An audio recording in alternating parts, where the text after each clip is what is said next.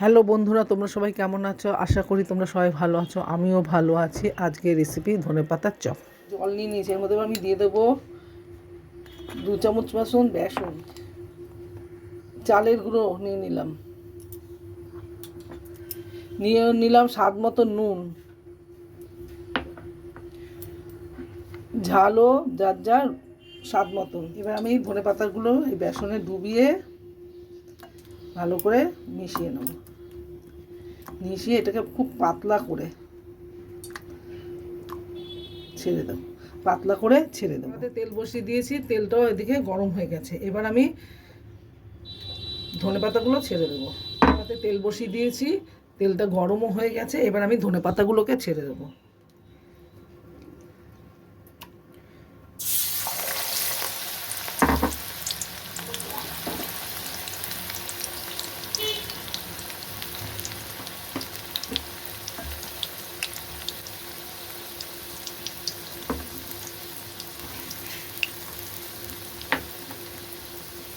ভালো করে ভাজা হয়ে গেছে, আমি এবার এটাকে উল্টে দেবো।